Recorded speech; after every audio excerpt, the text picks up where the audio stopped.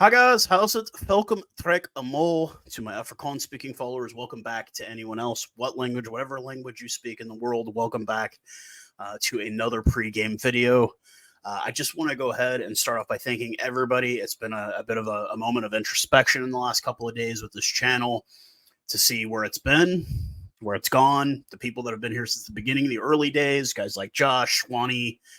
You guys continue to support me, and despite all the things I've gone through in front of a camera for the whole world to see, you guys continue to come back to a guy like me for your for opinions with a different accent here, being in North America, and I do just greatly appreciate it. From my heart, from the bottom of my heart, guys. Thank you guys for your continued support of this channel. A couple of news and notes before we get into today's video. Obviously, we do have a test coming up this weekend. Portugal, first time ever. They played a South Africa amateur squad, so this is a historic first test between the two teams. But a couple of things I wanted to talk about first.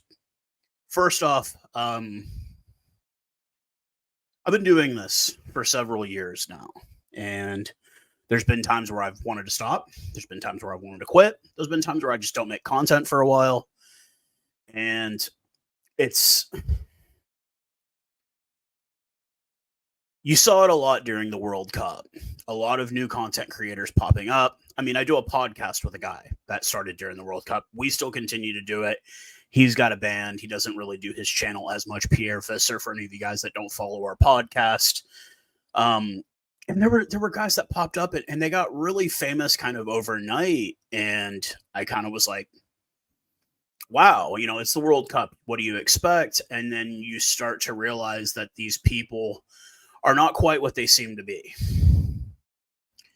Meaning that they have IMDb pages. For any of you that don't know what that is, that's a website for movie credits and acting credits. And I once I found that out, I kind of just disassociated with them. I don't follow their content. I don't because I realized that they're fake. You find out that they have media deals with large media companies, and they do exactly what I do, although they're scripted. And I don't have anybody. You guys complain about the sound quality. It's because this is just me. It's me in my little office here. I sleep 5 meters to the left of me. I really just do this at my house. You guys saw me. I started in my car. I had a little thing at the apartment. Now I have like a little studio here in the house. It's my office. It's where my video games are and stuff like that. But you realize that there's like a lot of content creators that do this, and then you find out that they're not really... they're getting paid. They pretend to do what you do. I'm not getting paid to do this. I was monetized for a while, and then when everybody saw me go through a split up, a breakdown with the domestic league here, I lost a lot of followers. It happens.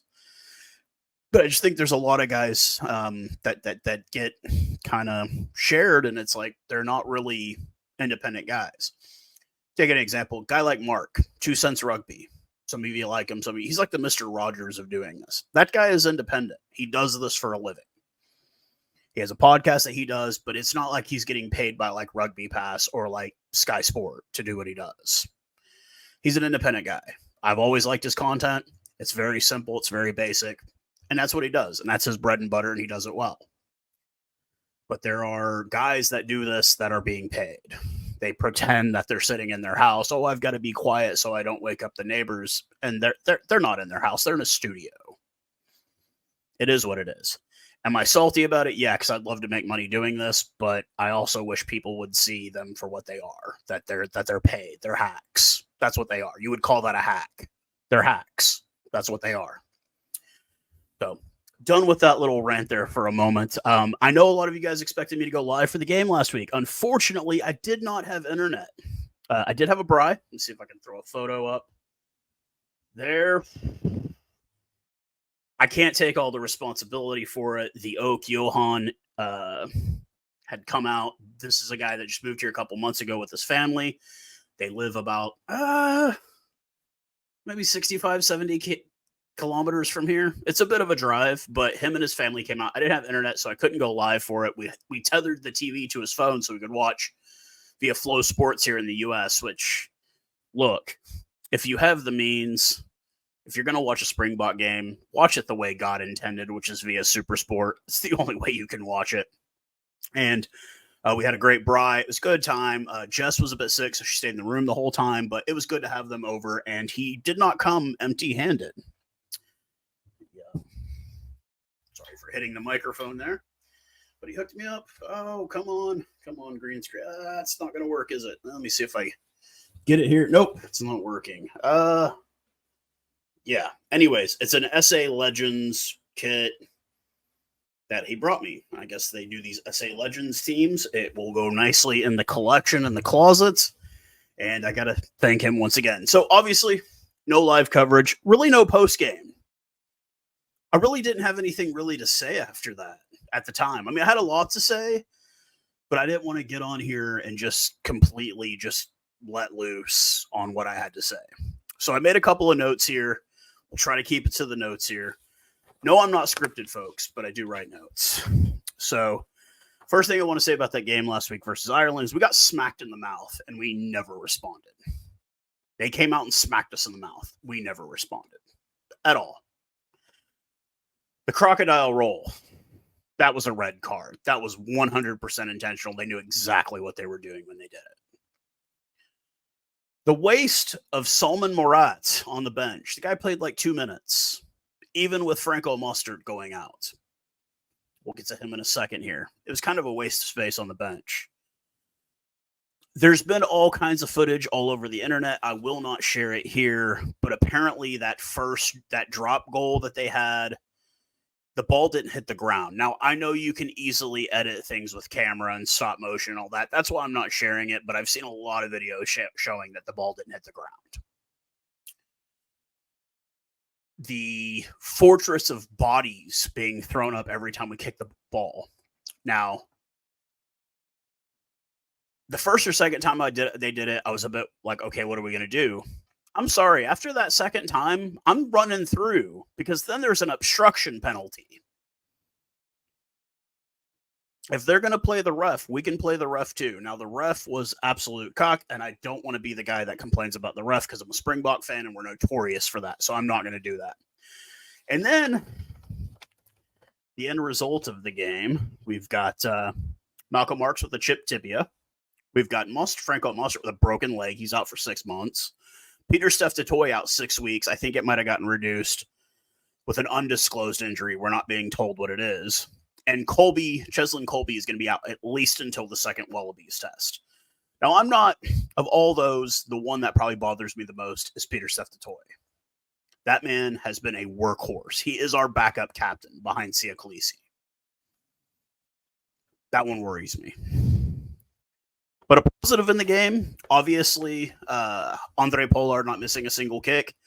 Why the hell were we? We had a man up. Why did we not? Why did we kick for 3? Kick for the bloody corner. Come on, Rassi. You're better than that. Sasha Feinberg comes in. Willie LaRue gets injured early. Damn, for a guy in his second cap who'd played, I guess this was his third cap, third cap, who didn't play too much in the first test. At 15, he didn't look that damn bad. Did he look as good as Willie or Damien Valemza? No. But he didn't look that damn bad back there. He held his own. They scored 1 try. Everything else they got was penalties. He held his own. Sasha held his own at 15, and I was very, very proud. He earned his right to be on this team. He needs to be a regular in the 23 squad, at least until we figure something else out.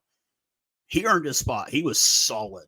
He was solid at 15. Not perfect, but he held his own for a young guy. So that was really all I have to say about that. I don't want to go into a long rant about the officiating because it was really fucking bad, but we all know that. So that's why there was no post game. That's why there was no live game. There will be that this week. I promise you. But let's get into what we're really here for. We're here to talk about a historic first test. Yes, it's Portugal. Los Lobos, that's what they're called. The Wolves. It is their first time playing against the Springboks. Now, look, You guys saw me during the World Cup. I didn't talk about Tonga and Romania. They're tier 2 teams. As a matter of fact, one of them beat the USA this last 2 weeks. But I didn't talk cuck. They're tier 2 teams. I actually went off on a rampage about like Rugby Pass and the Irish magic when they beat Romania, or like when New Zealand beat Namibia and they called it a master class. Like, get the out of here, man. They're tier 1 nation teams playing tier 2 teams. They're supposed to look like that. But for me, the end of the Tonga game, one of my most liked short clips on this here app was the praying after the game. I am not a religious man. I'm not a church going. I'm not a praying man. But for me, that like says a lot about Tonga. And you guys know me. I love my Ikalitahi. I love Tonga. I love that team. That's one of my teams I got a soft spot for, a real soft spot for them. So for me, we're going in to play a team that's never played us. They're currently ranked 23rd in the world. Somehow ranked behind the USA, who did not qualify for World. I still don't get that. Rugby Pass or World Rugby make that make sense. But they did get a victory last week over the neighbors in Namibia, the Velvetias. They did get a win 37-22. Their fly half Cabral led Portugal with 14 points off the boot. So they are coming off of a win. They were called the darlings of the World Cup. They got a victory, obviously, over Fiji. So obviously a program on the rise. So we'll see what happens. Either way, they're going to get jerseys out of it. The jersey swap should be keen at the end. That's what I would be waiting for. If I was playing on one of these tier 2 teams getting ready to play the Springboks, I'd get out. I'd give them hell for as much as I could. But you know it's not gonna happen. This is the World Cup, defending World Cup winner, number 1 team in the world. I do get why World Rugby's doing it, because they want to at least feign the idea that they're trying to help out tier 2 nations, not called the USA and Canada. They're trying. And I at least appreciate that much. They are trying.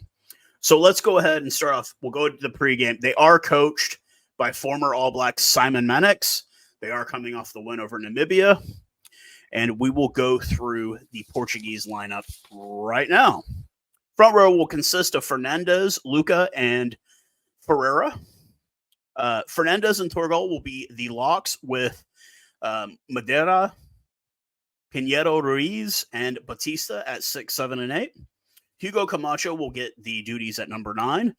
And Joris Moura will be getting the start at number 10. Rodrigo Marta and Manuel Pinto will be the wings, with Thomas Appleton, the captain, and I found out a dentist by trade. And Jose Lima will be at center, with Samuel Bento will be the starting 15. A 5-3 split coming off the bench for the Portuguese, as they will have Costa, Vicente, and De Cunha will be the front row replacements. Andrade and Cunha will be the lock and flanker replacements. Lucas will be the scrum half replacement, with the 14-point scorer last week, Cabral, being the fly half replacement, and Dos Santos being the wing fullback center replacement. I think he's listed as a wing. Now we will go to the Springboks lineup. A potential of 7 debutants getting the start. We've got 2 getting the start today. The front row will consist of Jan-Hendrik Wessels, Johan Grobler in his debut. These are both debuts. Thomas Tutoy, who had a hell of a year in Bath, captaining the side, the 66th captain, and I believe the first Muslim captain of the Springboks. Salman Murat will be in the number 4 jersey, with the Viking himself, Archie Sneman, at number 5. Buthelezi also getting the debut start in the number 6 jersey, with Ben Jason Dixon at 7 and Evan Roos at number 8. One of my all-time favorites, Kobus Ranak, will get the start at number 9, and he will be lined up with Manny Libok, making his first time out here in quite some time. It's been a minute since we've seen Manny. Makazole Mumpipi, the veteran left wing, will be opposite Kurt Leorenza, the speedy Kurt Leorenza. Andre Esterhazen and Lucanio makes his return to the green and gold. A lot of debate. Some people thought he should have been captain. And a guy that I thought didn't do too damn bad under the ball at versus Wales, we will get Afalela Fassi at 15. Andre Hugo Venter could potentially make his first run on off the bench in the 16 jersey with I'm going to get his name right. Machunu. I can't get it. I'm sorry, guys. You know who I'm talking about. He plays for the Sharks. And the veteran at 35 years young, Trevor Nakane, will be the other front row replacement. Rowan Venter looks to make his debut as well off the bench, with Elrin Lowe being the final forward replacement, a 5-3 split.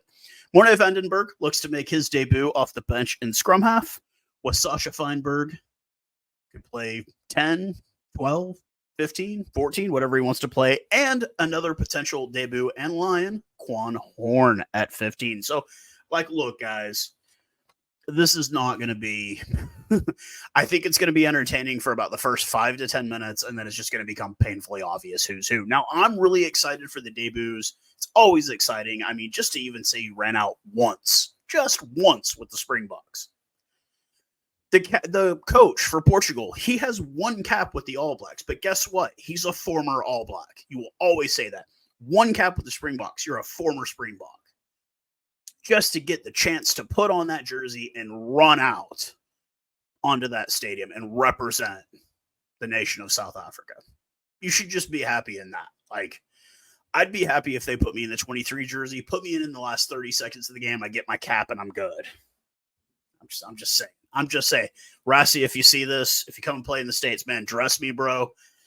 Just put me in the last 15 seconds. For the last scrum, I'll stand off in the back, I'll get my cap, and I'll be done. And I can say I'm a former Springbok at 41 years old. Coming for your record, Dion. I'm coming for your record.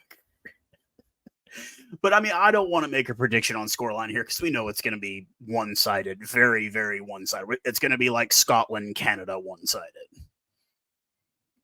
There's also a couple of other games. Scotland is, in fact, playing Chile this weekend. We've got Argentina playing Uruguay. We've got Australia playing Georgia. There's a lot of Tier 1, Tier 2 games. And the big one here in the U.S., San Diego, we've got the All Blacks and Fiji at Snapdragon Stadium. Comes on at 9:30 p.m. Central Standard Time. It's like Saturday afternoon in New Zealand at that time. I think it's really funny that we're watching on a Friday here and it's Saturday in New Zealand already.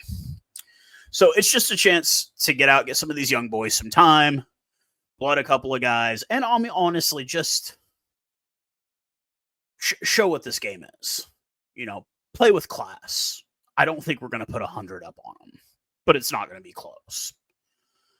And welcome these guys. They're guests in this nation of South Africa. They're guests. Be respectful. If I was at the game, anytime Portugal scored points, I would be up clapping as loud as I could for them, because you got to think what it takes to get up there and say, "Oh, hey, yeah, guys, we're gonna play you guys." You got to have respect for them. The Os Lobos, they've got my respect because they're gonna get out there and they're gonna try their best and they're gonna give our boys whatever hell they can before our boys let them know who's who, and we kind of end it for them. But 10 a.m. Saturday morning Central Standard Time. If you want to watch here in the U.S., Flow Sports, or if you want to jailbreak Fire Stick, shoot me a message on social media. I will send you the link on how to do that. If you want to watch on Super Sport the way God intended us to watch Springbok rugby. So hopefully, it's not even a hopefully, we'll do a post game. And then we got to get ready for the real deal. I've got a Kiwi who's going to come on. We're going to talk about the Rugby Championship. Had a lot of swagger going in. This loss to Ireland has kind of took a little bit of that away. But talking to Kiwi fans, they're not 100% convinced either. They're not 100% convinced either. They were like, yeah, you played the second best team in the world. We didn't. And yeah, we beat them barely in the first game. We'll see how it goes. You guys let me know what you guys think in the comment section. And once again, thank you guys for the continued support that you give this channel. And I appreciate it. And we'll talk again soon. Cheers, guys.